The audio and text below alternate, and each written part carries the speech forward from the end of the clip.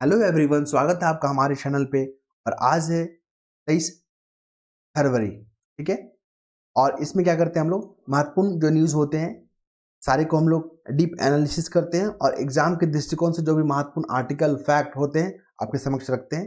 चलिए शुरुआत करते हैं। सबसे पहला देख लीजिए, यहाँ पे जम्मू कश्मीर में जो है ना, पूर्व राज्यपाल सत्यपाल मलिक थे, उन पे जो है सीबीआई अभी जांच कर रही है। एक मामला आया वहाँ पे भ्रष्टाचार को लेकर। ठीक है। क्वेश्चन वहां से नहीं पूछेगा, क्वेश्चन पूछेगा कि किरूपन बिजली परियोजना है जो किस राज्य में है या किस यूटी में है। तो जम्मू कश्मीर, आप यहाँ याद रखिएगा, किरूपन बिजली परियोजना। यहाँ पे नदी नहीं दिया गया है, किस नदी पे बनाया गया है, तो आप लोग गूगल कर सकते हैं या मैं जो कल गूगल करके आपको जो यहाँ पे स्पष्ट कर दूंगा। ठीक है। पहला फैक्ट हो गया यहाँ पे। दूसरा देखते हैं यहाँ पे, चिनाब वैली जो पावर प्रोजेक्ट भी आ गया न्यूज में, चिनाब वैली। तो ये भी देख लीजिएगा, जो चिनाब नदी पे बना हुआ है पावर प्रोजेक्ट। ठीक है। चिनाब जो है आपका, इसका जो सहायक नदी है सिंधु का सहायक नदी है ना। सिंधु का जो सहायक नदी कौन कौन सा, चिनाब, झेलम, सतलज, रवि, ब्यास, 5 नदी है। पांचों का आप देख लीजिएगा। सबसे ज्यादा जो है चिनाब जो नदी है ना, सिंधु की सबसे लंबी सहायक नदी है। ये तमाम फैक्ट को याद रखिएगा, ज्योग्राफी में पूछे जाएंगे। ठीक है। सिंधु की जो 5 नदी है, चिनाब। चलिए, ये हो गया हमारा फैक्ट। इसके बाद आते हैं दूसरे फैक्ट पे।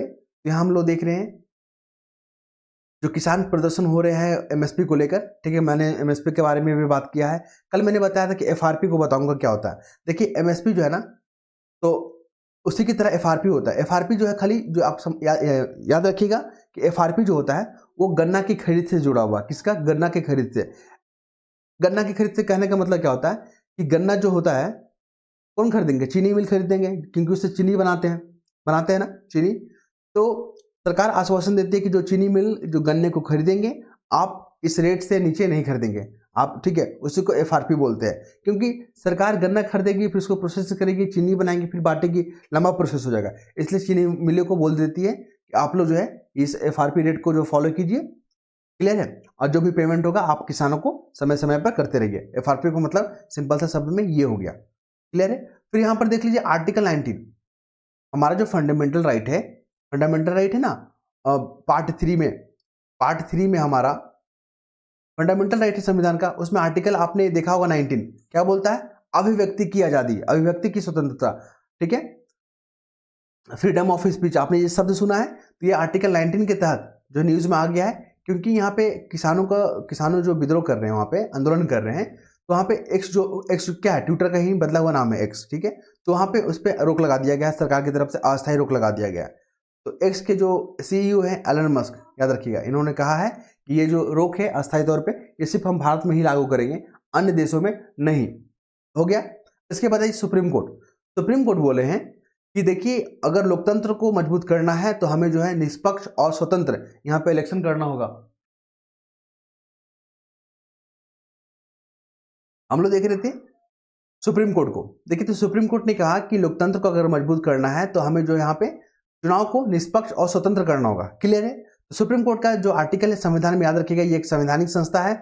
और जो संविधान का आर्टिकल 124 है ना, उनमें जो है सुप्रीम कोर्ट के बारे में चर्चा किया गया है। कई बार एग्जाम में पूछा गया है, तो आप लोग इस पर अलर्ट रहिएगा, सतर्क रहिएगा। क्लियर है। और चुनाव आयोग का जो है संविधान में प्रावधान किया गया है, वो है आर्टिकल 324।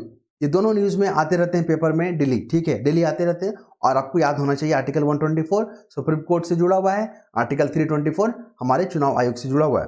चुनाव आयोग के जो चीफ जस्टिस, जो इलेक्शन कमिश्नर होते हैं, चीफ इलेक्शन कमिश्नर होते हैं, माफ कीजिएगा, जस्टिस नहीं, तो उनका जो नियुक्ति को लेकर भी जो है ना काफी बार न्यूज में आया था खबर।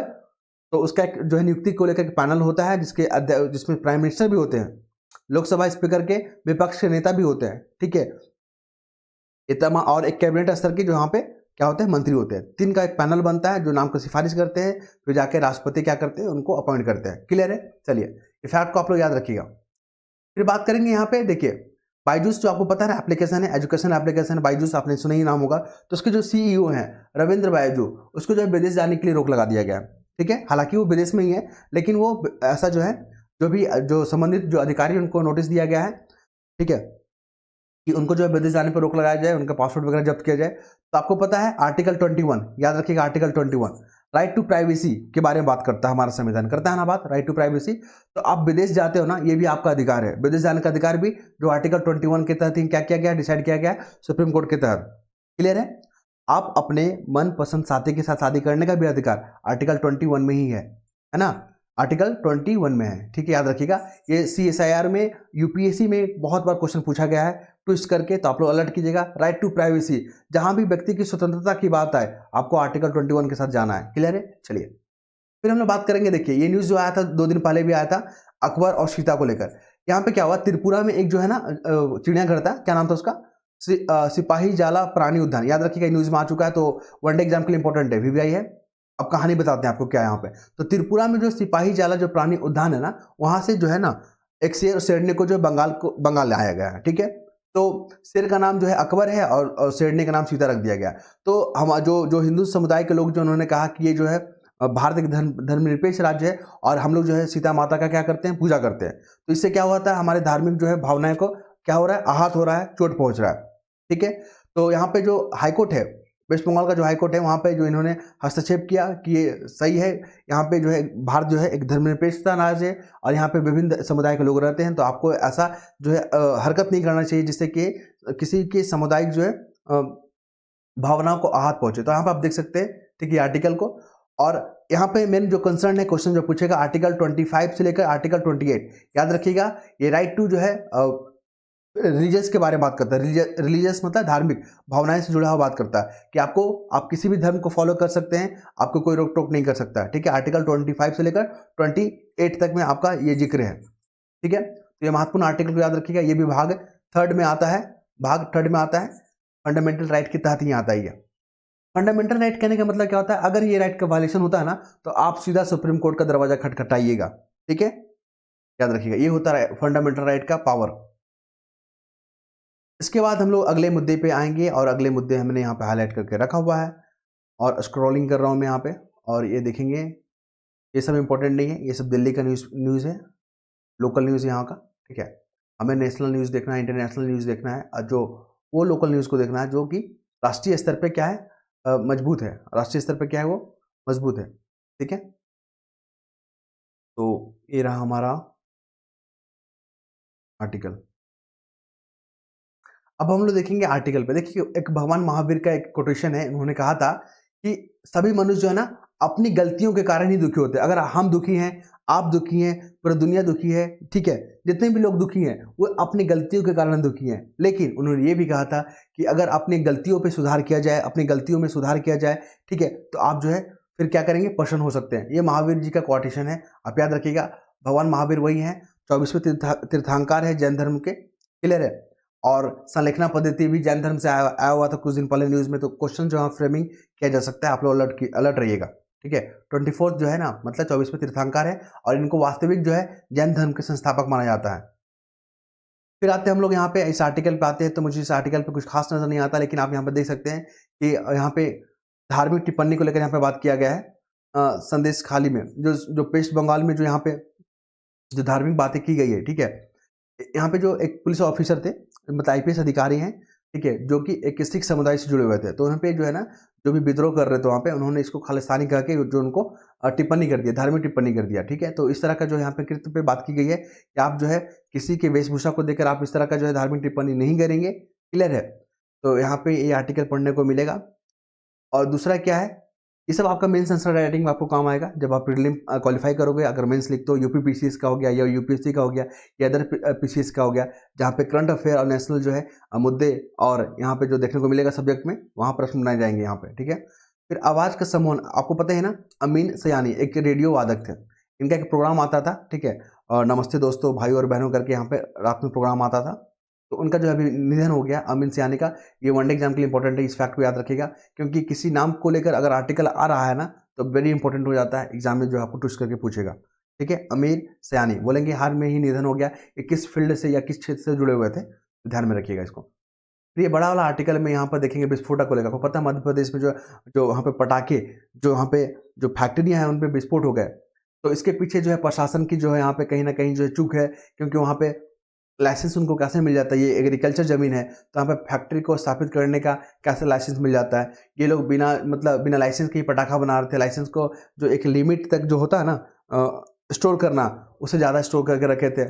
लॉ एंड ऑर्डर यहाँ पे बिल्कुल मतलब जो फैक्ट्री था, फैक्ट्री में जो सुरक्षा की जो तमाम जो सुविधाएं होनी चाहिए थी वो बिल्कुल नहीं था। तो ये सब जो चूक कैसे हो गया? तो यहाँ पे प्रशासन का जो मिली भगत के कारण नहीं होता है। ये आर्टिकल पूरा का पूरा उस पर केंद्रित है, आप यहाँ पढ़ सकते हैं। यहाँ पर मुझे एग्जाम के लिहाज से कुछ महत्वपूर्ण नजर नहीं आया, लेकिन हाँ आपके जो है सोचने का जो थॉट प्रोसेस है उसको वृद्धि करेगा और चीज़ों को समझने में काफ़ी हेल्प करेगा ये। उसके बाद हम अगला आते हैं। अगला बहुत अच्छा न्यूज़ है, अभी देखिएगा ना, नेशनल और इंटरनेशनल। मैंने वहाँ पे यहाँ बताया था ना अभी, बायजूस के जो सीईओ है रविंद्र बायजू, उन पे आर्टिकल 21, मतलब आर्टिकल 21 क्या कहता है? आपको विदेश जाने का अधिकार है, ठीक है, विदेश में रहने का, घूमने का अधिकार है, और वहाँ पे आने का भी, और अपने देश वापसी आने का भी अधिकार है। इसलिए तो भारत जो है ना अपने नागरिकों का पूरा सुरक्षित ध्यान रखती है। क्लियर है? ऑपरेशन विजय, आपने सुना ना ऑपरेशन विजय। फिर उसके बाद हम लोग बात करेंगे ब्रह्मोस जो है मिसाइल न्यूज़ में आ गया। ब्रह्मोस मिसाइल जो न्यूज़ में क्यों आ गया आपको बताते हैं। ब्रह्मोस मिसाइल जो है ना, ये भारत और रूस का जो है ना दोनों मिलकर जो यहाँ पे इसका जो है निर्माण किया जा रहा है, इसका डेवलपमेंट किया जा रहा है। और भारत जो है ना ब्रह्मोस मिसाइल को फिलीपींस को जो है ना क्या करेगा, एक्सपोर्ट करेगा। तो ये भी इंपॉर्टेंट है, याद रखिएगा। बोलेगा कि हाल में ही ब्रह्मोस मिसाइल जो किस देश को हम लोग जो है एक्सपोर्ट करेंगे या किस देशों के साथ समझौता किए हैं बेचने के लिए, तो ये होगा फिलीपींस के साथ। और जितने भी दक्षिण पूर्वी जो देश हैं जो आसियान के मेंबर हैं, वो लोग भी अब इंटरेस्ट ले रहे हैं ब्रह्मोस मिसाइल के बारे में। और ब्रह्मोस मिसाइल जो है क्रूज मिसाइल है, दागो और भूल जाओ वाले कॉन्सेप्ट पे काम करता है, ठीक है। और ये जो है ना कहीं से भी जो है इसको लॉन्च किया जा सकता है, चाहे हवा हो, पानी हो, जमीन हो, कहीं से भी। तो इसका डिमांड पूरा है, समझ रहे हैं ना। ये आंतरिक सुरक्षा के लिए, किसी देश की सुरक्षा के लिए काफ़ी महत्वपूर्ण ये जो है कदम साबित हो सकता है।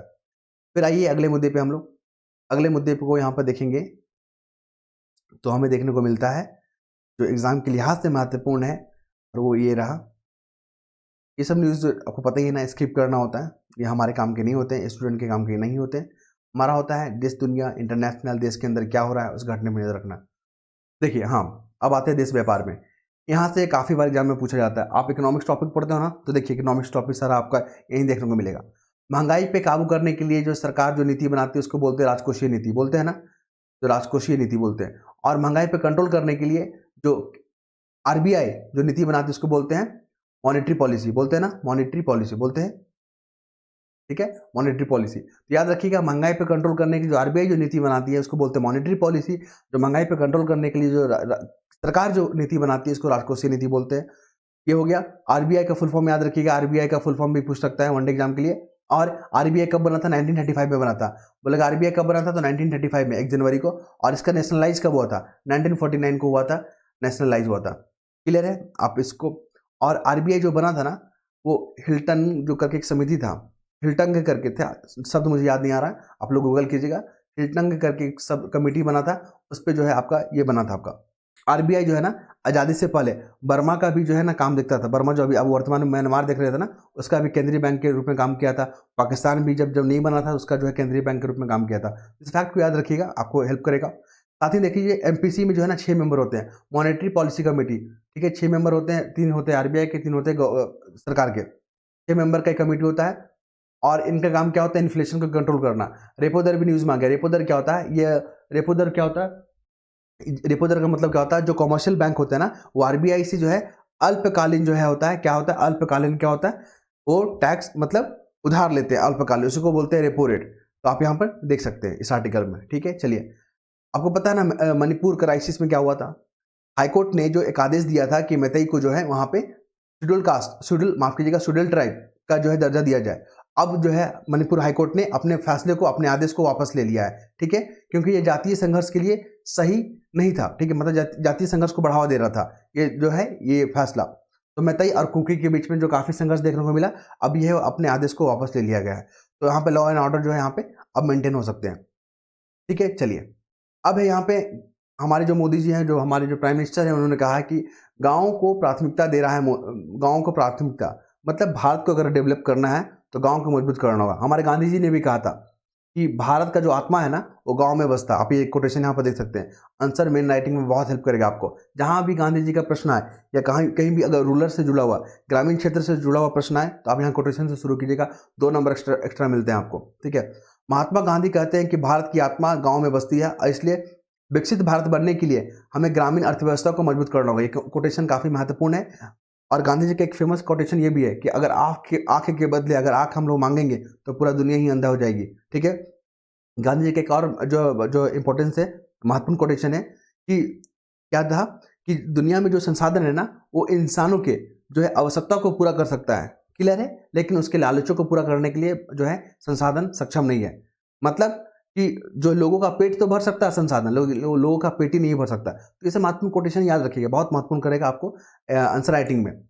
चलिए, गन्ना को लेकर बात किए थे, एफआरपी को लेकर कि सरकार जो आश्वासन देती है किसानों को कि आप जो चीनी मिलों, जो चीन की जो मिल होते हैं, चीनी मिल मतलब जहाँ पे चीनी का प्रोडक्शन होता है, वहाँ पे गन्ना जो है आपको इस रेट से कम नहीं कोई खरीदेगा, ठीक है, आपको आश्वासन देता है। एफआरपी वही होता है, वो गन्ना से जुड़ा हुआ होता है।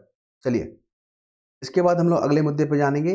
तो अगले मुद्दे पर जाने के बाद हमें क्या मिलता है, कृषि कर्ज को लेकर। देखिए, एक चीज याद रखिएगा, यहाँ पे यूपीएससी कैसे क्वेश्चन पूछता है कि रेवेन्यू एक्सपेंस क्या होता है और कैपिटल एक्सपेंडिचर क्या होता है। देखिए, अगर मान लीजिए बैंक अभी किसानों के कर्ज को माफ कर देती है ना, तो आपका रेवेन्यू एक्सपेंस के अंतर्गत आ जाता है।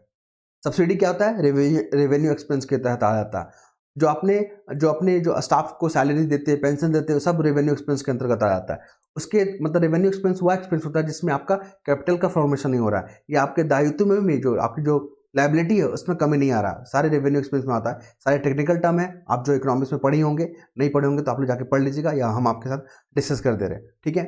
देखिए, यहाँ पे इस आर्टिकल में बात करना है कि 2023-24 का जो बजट था ना, उसमें जो है कृषि जो लोन है उसको 20 लाख करोड़ रुपया करना था, और ये जो है सरकार ने इस लक्ष्य को प्राप्त भी किया। 20 लाख करोड़ से अधिक का यहाँ पे जो कृषि लोन दिया है। अब यहाँ पे याद रखिएगा, किसान क्रेडिट कार्ड योजना है, इसमें क्या होता है, संस्थागत जो है कर्ज दिया जाता है किसानों को, ये याद रखिएगा। साथ ही पीएम किसान योजना फरवरी 2019 में आता है, ये भी इंपॉर्टेंट है वन डे एग्जाम के लिए। इसमें सरकार जो है 6,000 रुपया का फाइनेंशियल असिस्टेंट देती है किसानों को 3 किस्तों में, ताकि वो अपने जो है खेती में जो है सहयोग कर सके। साथ ही यहाँ पर बात करेंगे जो अभी सरकार का जो महत्वपूर्ण लक्ष्य है कि जो किसानों का जो डबल इनकम करना, जो उनकी जो आय है उनको डबल करना, तो उसके लिए एमएसपी जो है बढ़ाया जा रहा है। एमएसपी पे जो है दामों में बढ़ावा देखा गया है। साथ ही जो खरीदारी है गेहूं, धान, तिलहन में, उसके खरीद में भी बढ़ोतरी देखी गई है। तो महत्वपूर्ण फैक्ट है, आपको यहाँ पर पढ़ना चाहिए, यहाँ पर देखना चाहिए इसको, ठीक है। इसके बाद अगले मुद्दे पे हम लोग आते हैं, और अगले मुद्दे में हमें जो देखने को मिलेगा ये रहा। देखिए, बीसीसी, आपको पता नहीं, ये वेस्टर्न जो मीडिया होती है ना, भारत को जो है नेगेटिव इमेज दिखाने में काफ़ी इसका योगदान रहता है, समझ रहे हैं ना। बीबीसी जो है ना, भारत का क्रिटिसाइज करने का ये लोग का जो है ऐसा आपको न्यूज़ देखने को मिलता है। लेकिन हमें एग्जाम के दृष्टिकोण से बीसीसी का जो अध्यक्ष है अभी कौन है, समीर शाह, याद रखिए, वनडे एग्जाम के लिए इंपॉर्टेंट है कि बीबीसी का जो है अध्यक्ष कौन है अभी, समीर शाह। इसके बाद बात करेंगे तालिबान। अफगानिस्तान में कौन शासक है अभी, तालिबान है ना। तो अभी क्या कर रहा है, वहां पे सजा दिया है 2 लोगों को सार्वजनिक रूप से, और हमारे भारत में ऐसा नहीं होता है। हमारे भारत में जो ऐसा नहीं होता, आर्टिकल 21 है ना, ऐसा जो है प्रावधान करता है कि आप जो है किसी को भी जो है आप सजा सार्वजनिक रूप से नहीं दे सकते हैं, ठीक है। तो तालिबान ने अगर बात करिए, तालिबान के बारे में बात कर रहे हैं हम लोग यहाँ पे, तो लोगों को सजाए मौत दिया गया है यहाँ पे, और लोग दोनों जो सजा पाए गए थे, जो यहाँ पे दोषी थे, उनको जो है बंदूक से गोली मारा गया है। एक को 7 गोली, एक को 8 गोली मार के फिर उसको मौत के घाट उतार दिया गया। तो यहाँ पे गजनी शहर फेमस है। यहाँ पे आपने इतिहास में गजनी शहर पढ़ा था, गजनी शहर वही है जहाँ से कौन आया था, महमूद गजनी आया था। और ये महमूद गजनी वही है जो सोमनाथ मंदिर, भारत पे जो सोमनाथ मंदिर उसको तोड़ा, लूटा, धन वहाँ से लूटा और अपने पास साथ ले गया। गजनी यहीं से आया था महमूद गजनी, याद रखिएगा। और भारत पे 17 बार आक्रमण किया था, ये भारत को लूटा, ठीक है, घसोटा। तो आप हिस्ट्री में इसको जोड़ के देख सकते हैं, ये इंपॉर्टेंट हो गया, याद रखिएगा। फिर हम लोग इसके बाद बात करेंगे तालिबान में जो भारतीयों को जो हम लोग वापस लाए थे, जब तालिबान में जो मतलब माफ कीजिएगा अफगानिस्तान में जो सत्ता का तख्ता पलट हुआ था, तालिबान वहाँ पे सत्ता पे काबिज हुआ था, तो अपने भारतीयों को वापस लाए थे ऑपरेशन देवी शक्ति, याद रखिएगा, ऑपरेशन देवी शक्ति इंपॉर्टेंट फैक्ट है एग्जाम के लिए। फिर यहाँ पे बात करेंगे राइसिन डायलॉग जो है दिल्ली में हो रहा है, और यहाँ पे जो देश के जो जितने भी फॉरेन मिनिस्टर है वो सब आके यहाँ पे भारत के साथ बातचीत कर रहे हैं और अपने देशों के बारे साथ बातचीत कर रहे हैं। देखिए, भारत के साथ इतना इंटरेस्ट क्यों ले रहे हैं, भारत जो है ना बहुत बड़ा मार्केट है, भारत जो है बहुत बड़ा मार्केट है, और लोग अपना प्रोडक्ट यहाँ बेचना चाहते हैं, ठीक है, इसलिए भारत को इंपॉर्टेंस देते हैं। और भारत का बहुत सारी जो है यहाँ पे खूबियाँ है। बात करेंगे यहाँ पे मुद्दे पे। देखिए, हम लोग का क्या उपाय है, मतलब भारत का क्या मांगे कि जो संविधान, जो बहुपक्षीय जो संस्था है, जैसे कि यूएनओ है ना, बहुपक्षीय संस्था, उस पर सुधार होना चाहिए। वहाँ पे जो वीटो पावर जो 5 देशों को दिया गया है, या तो उस वीटो जो पावर को और देशों को दिया जाए, ठीक है, या तो उनके वीटो पावर को हटा दिया जाए। क्योंकि इससे क्या होता है, जो भी समसामयिक मुद्दे होते हैं ना, जो भी देश के मुद्दे होते हैं, ये लोग वीटो लगा के क्या करते हैं, रोक देते हैं चीज़ों को अपने हित पे। क्लियर है? तो इन्हीं पे जब एस जयशंकर जी जो है हमारे फॉरेन जो है मिनिस्टर है, उनसे पूछा गया कि आप जो है सुधार के बारे में इतना क्यों कर रहे हैं? तो देखिए ये वर्तमान दृष्टिकोण से जो है ना सही नहीं है। जो भारत का जो मतलब विश्व का जो व्यवस्था है वो वर्तमान सिनारियों के हिसाब से सही नहीं है। तो उनका कहना है एस जयशंकर का कि अगर बहुपक्षीय को अभी जो है प्रासंगिक रहना है तो उन्होंने जो है बदलाव लाने की जरूरत है। तो 5 देश कौन-कौन सा है? यूनाइटेड नेशन सिक्योरिटी काउंसिल में कल भी मैंने ज़िक्र किया था। ये रूस है, ब्रिटेन है, अमेरिका है, चीन है और फ्रांस है। ये चाइना जो है ना भारत को बनने नहीं दे रहा है। ये बाद में जो बाधा उत्पन्न यही कर रहा है। बाकी चारों लोग जो है ना भारत के पक्ष में है कि उसको भी वीटो पावर मिलना चाहिए भारत को। लेकिन चाइना क्या करता है? अड़ंगा लगा देता है। इसी को लेकर जो है यहाँ पे टिप्पणी की गई है कि अगर आप पाँचों देशों से जाके पूछिएगा कि आपको सुधार करना है तो उन जो समझदार देश होंगे ना वो बोलेंगे बिल्कुल होना चाहिए। और जो लोग नहीं चाहते हैं कि भारत इसमें इंटर करे तो लोग जो है वर्तमान आप जो दृश्य देख पा रहे हैं, समझ रहे हैं ना, इस चीज़ को, यहाँ पे हो गया। चलिए इसके बाद अगला मुद्दे पे हम लोग बात करेंगे यहाँ पे। तो यहाँ पर देखने को मिलेगा यूरोपीय संघ जो है न्यूज़ में आ गया। यूए में जो है कुल 27 मेंबर है, याद रखिएगा कितने 27 जो है देश हैं यहाँ पे यूरोपीय यूनियन में। और यहाँ पे किसान को लेकर जो यहाँ पर भी विद्रोह देखने को मिल रहा है। फिर हम लोग बात करेंगे छत्तीसगढ़ का जो कोरबा जिला न्यूज़ में आ गया। कोरबा जो कोयला के लिए फेमस है, कोयला खदान के लिए फेमस है। मैचिंग के फॉर्म में पूछता है यूपी पीसीएस में या अदर स्टेट पीसीएस में। फिर यहाँ पर देखेंगे भगवान बुद्ध भी जो यहाँ पे न्यूज़ में आ गए। भगवान बुद्ध और उनके जो अनुयायी है, उनके जो जो स्तूप है, उनके जो अवशेष है, उसको जो है थाईलैंड ले जाया गया है। थाईलैंड में वहाँ पे पूजा होता है, ठीक है। तो यहाँ पे जो बिहार के जो गवर्नर हैं, याद रखिएगा राजेंद्र विश्वनाथ, ये बीपीएससी एग्जाम के लिए इंपॉर्टेंट हो गया। और जो केंद्रीय जो सामाजिक न्याय जो मंत्री है वीरेंद्र सिंह, उनके जो है नेतृत्व में जो है थाईलैंड में इस अवशेष को लेके वहाँ पे जाया गया है थाईलैंड में, याद रखिएगा। फिर हम लोग बात करेंगे गाजा का जो वेस्ट बैंक जो इलाका, जो गूगल कर लीजिएगा, वेस्ट बैंक या इजराइल के कंट्रोल में है। और इससे सटे हुए इलाका को आप लोग देख लीजिएगा क्योंकि एग्जाम से क्वेश्चन मैपिंग करने के लिए पूछ सकता है यहाँ पे, ठीक है। फिर पंजाब प्रांत को लेकर देखिए, पाकिस्तान में भी पंजाब प्रांत का एक जगह है और भारत में भी पंजाब है। तो बीपीएससी एक बार क्वेश्चन पूछा था कि पंजाब प्रांत क्या सिर्फ भारत में ही है कि पाकिस्तान में भी है। तो ऐसा करके क्वेश्चन फ्रेमिंग करते हैं, आप लोग अलर्ट रहिएगा, ठीक है। दोनों जगह है। हैदराबाद भी जो है आपका यहाँ है, पाकिस्तान में है और आपका भारत में भी है, ठीक है। नाइट्रोजन गैस जो है 1 महीना पहले भी न्यूज़ में आया था और आज भी न्यूज़ में आ रहा है। तो नाइट्रोजन से जुड़े हुए तमाम फैक्ट देख लीजिएगा। एटॉमिक नंबर क्या होता है, मास नंबर क्या होता है, कौन से ग्रुप में जो पीरियोडिक टेबल है, पीरियोडिक टेबल में कौन सा ग्रुप में ये लाइक करता है, आप इसको देख लीजिएगा। क्योंकि न्यूज़ में इसलिए आ गया क्योंकि जो भी मृत्यु जो दंड दिया जा रहा है ना, अब जो है नाइट्रोजन गैस का यूज़ किया जा रहा है। अमेरिका में हुआ था इस टाइप का जो केसेस देखने को मिला था। क्या हुआ था कि जो भी दोषी है उनको जो नाइट्रोजन गैस को जो है इनहेल कर दिया जा रहा था फेस मास्क के जरिए से, फिर उसको मृत्यु हो जा रहा था। फिर यहाँ पर क्रिटिसाइज किया जा रहा है इस प्रक्रिया को क्योंकि ये मानव पे जो है एक उपयोग करने का तरीका के रूप में देखा जा रहा है। इससे क्या होता है, लोगों को बहुत कष्ट हो रहा है। अगर जो भी उसको इस घटना के साक्षी हैं उन्होंने बताया कि इससे क्या होता है, बहुत पीड़ादायक और दर्दनाक जो मौत है। तो नाइट्रोजन गैस न्यूज़ में आ गया है, आप लोग अलर्ट रहिएगा, यहाँ से क्वेश्चन देखने को मिलेगा। फिर आ गया है यहाँ पे काकड़ापारा जो परमाणु ऊर्जा संयंत्र आ गया है, ये गुजरात में है आपका, गुजरात में है परमाणु ऊर्जा संयंत्र। तो ये भी न्यूज़ में आ गया, पूछेगा कि काकड़ापारा परमाणु ऊर्जा कहाँ पे है, तो ये आपका है गुजरात में। और ये किन किन जो है राज्यों को हेल्प करेगा, मतलब लाभ देगा, तो देखिए गुजरात, महाराष्ट्र, मध्य प्रदेश, छत्तीसगढ़, सभी को यहाँ पे बिजली आपको देखने को मिलेगा। इसके बाद आगे हम लोग मूव करते हैं अपने मुद्दे पे। तो यहाँ पर देखने को मिलेगा, ये देखिए एक आंकड़ा आया है, एक डाटा आया है कि निम्न और मध्यम जो आमदनी वाले जो देश है ना, वहाँ पे बच्चे का जन्म जो है ना समय से पहले हो जा रहा है। अब समय से पहले हो जा रहा है तो ये बहुत बड़ा जो चिंता का विषय है। क्यों? क्योंकि समय से पहले अगर बच्चे का जन्म हो जा रहा है ना, तो उनको जो है ना न्यूरोलॉजिकल डिसऑर्डर हो सकता है, फेफड़े से संबंधित बीमारियां हो सकते हैं, ठीक है, तमाम जो है बीमारियां देखने को मिलेगा। अभी एक आंकड़ा में कहा गया है कि अगर 5 साल से उम्र के अगर बच्चे का मृत्यु हो रहा है ना, तो सबसे बड़ा कारण है समय पूर्व जन्म बच्चा। अगर समय से पहले अगर बच्चे का जो हो जा रहा है, आपका जन्म हो जा रहा है, तो उसका जो है ना 5 साल के अंदर मृत्यु होना मतलब लगभग तय हो जाता है। तो अगर जो भी 37 सप्ताह तक बच्चे से पहले अगर जन्म हो गया, बच्चे का जन्म हो गया, तो सही नहीं माना जाता है, ठीक है। क्योंकि सेरेब्रली जो है पल्सी का बीमारी देखने को मिलेगा, फेफड़ा संबंधी यहाँ पे डिसीज देखने को मिलेगा, न्यूरोलॉजिकल डिसऑर्डर देखने को मिलेगा। क्लियर है? तो यहाँ पर देख सकते हैं आप लोग। और मैग्नीशियम सल्फेट भी न्यूज़ में आ गया है। मैग्नीशियम सल्फेट जो है ना, जब प्रेगनेंसी के दौरान जब बच्चे डिलीवर होता है तो उस समय जो है मैग्नीशियम सल्फेट का जो है यूज़ किया जाता है महिलाओं पे, ठीक है। याद रखिएगा यहाँ पे तमाम फैक्ट को। इसके बाद हम लोग बात करेंगे स्पोर्ट्स सेक्शन में। तो स्पोर्ट्स सेक्शन में मुझे खास नज़र आया, देखिए खेलो इंडिया जो कैंपेन है उसके तहत जो है 3,000 करोड़ रुपए जो खर्च किया गया और इंफ्रास्ट्रक्चर पे खर्च किया गया। तो खेलो इंडिया जो है ना भारत के इंफ्रास्ट्रक्चर को स्पोर्ट्स हब बनाने के दिशा में एक महत्वपूर्ण कदम है। साथ ही टॉप्स न्यूज़ में क्यों है, देखिए टॉप्स का फुल फॉर्म याद रखिएगा, targeted Olympic podium scheme. State PCS में आजकल पूछ रहा है, यहाँ पे पीपीएससी में पिछले बार आपको पता ही जीपीटी के फुल फॉर्म पूछा था, तो टॉप्स भी पूछ सकता है कि टारगेटेड ओलंपिक पोडियम स्कीम है। और ये जो है ना ओलंपिक में भारत की जो भागीदारी बढ़ाने के लिए काफ़ी जो है यहाँ पे अच्छा कदम माना जा रहा है इसको, ठीक है।